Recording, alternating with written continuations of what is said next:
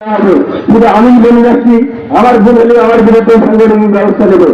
এই স্বৈরাচার শেখ হাসিনা 2008 সালে ডিসেম্বরের নির্বাচনের মধ্য দিয়ে স্বৈরাচার ক্ষমতার চিরস্থায়ী করেছিল পিলখানা হত্যাকাণ্ডের মধ্য দিয়ে। সেটা তার স্বৈরাচারী ক্ষমতা চিরস্থায়ী হয়েছিল। 57 জন সমাবেশের হত্যার মধ্য দিয়ে তার ক্ষমতা চিরস্থায়ী হয়েছিল। আবার পরিণতিটা কোথায় নিয়ে গেছে সে নিজেই দায়ী। হত্যার মধ্যে দিয়ে তার পতন হয়েছে। হাজার হাজার ছাত্র জনতা আমাদের সংগ্রামী ভাইদের প্রিয় ভাইদের হত্যা করে তার ক্ষমতার পালাবদল ঘটেছে। এই জন্য এই খালেদা জিয়ার মুক্তি, তারেক জিয়ার দেশে ফিরিয়ে আনা, গণতন্ত্র পুনরায় উদ্ধারের যে আন্দোলন সংগ্রাম আমরা স্বপ্ন দেখেছিলাম তা একটু পূরণ হয়েছে। আর স্বাধীনতা রক্ষার অর্জনকে রক্ষা করা অনেক কঠিন। আমরা এত সহজে ভুলে যাবো। এখন আমাদের দল কিন্তু ক্ষমতায় যায়নি। বহু ক্যাম্পেইন চলছে, জাতীয়ভাবে অনেক ক্যাম্পেইন চলছে, মাইনাস ফর্মুলা রাজনীতি চলছে, সেগুলো আমাদের লক্ষ্য রাখতে হবে। আর আজকের অবস্থান কর্মসূচি শেখ হাসিনা ইতিমধ্যেই ভারতে পালিয়েছে জানেন। তার বিচারের দাবিতেই ইতিমধ্যে তার দালাল দেশের রাজধানী বাংলা মাটিতে অবস্থান করছে।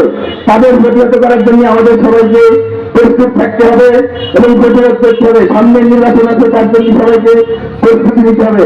আর বাংলাদেশ জাতীয়তাবাদী দল সহ ছাত্র দল সবাই সব ইউনিট ঐক্যবদ্ধ থেকে সামনের দিনে লড়াই সংগ্রাম একসাথে অগ্রগতি করতে হবে। ফেরে বিদায় করে আজকে বিদায় অর্জন করেছি। আর ভারতের তাবেদারি বন্ধ হয়েছে, ভারতের যে তাবেদারিত্ব চলছিল সেটাও বন্ধ হয়েছে। সামনের দিনে ভারত আমাদের প্রতিবেশী রাষ্ট্র, তাদের সাথে আমরা সুসম্পর্ক বজায় রাখতে চাই। কিন্তু ভারত যদি আমার এই বাংলাদেশের রাজনীতি, নির্বাচন, জাতীয় বিষয় ইস্যু নিয়ে পুরো নাক জ্বালাতে আসে, তারা বাংলার জনগণ কিন্তু শেখ হাসিনার মতো ভারতকে এই তাবেদারি থেকে ভারতকে ইনশাল্লাহ ভারতকে একদিন তার ধার দেওয়া হবে না। দ্বিতীয় কথা হচ্ছে তুমি ভাইদের বলি, তারা এতদিন গুন্ডা লীগ, ছাত্রলীগ, যুবলীগ, সন্ত্রাসীদের দ্বারা আমাদেরকে তারা ক্ষমতা কুক্ষিগত করার জন্য হুমকি ধামকি দিয়ে যে ভয় ভীতি দেখিয়ে ক্ষমতা চিরস্থায়ী করেছিল, সেটাকে প্রতিরোধ করে আজকে আমরা বিজয় অর্জন করেছি এবং ভবিষ্যতে তাদেরকে মাঠে নামতে দেওয়া হবে না ইনশাল্লাহ। প্রতিরোধ করা হলে ভারতের দালাল, আওয়ামী লীগের দালাল কারণই বাংলার মাটিতে ফায়দা হবে না। একটুখানি ভেবে কি হয় আওয়ামী লীগ যারা করেন, তাদের নেত্রী পালিয়েছে, এসে লজ্জা হয় না। বাংলাদেশের ইতিহাসে এই প্রথম কোন প্রধানমন্ত্রী 300 সংসদ সদস্য পালিয়ে গেছে।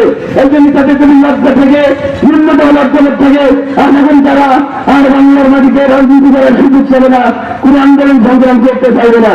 আর তুমি ভারতের বলি অতীতে যা করেছেন তাই অবশ্যই মাফ করবে। জাতীয় নেতৃবৃন্দ আছে, তারা বলবেন ভবিষ্যতে এই ধরনের কর্মকাণ্ড জড়িত হবেন না।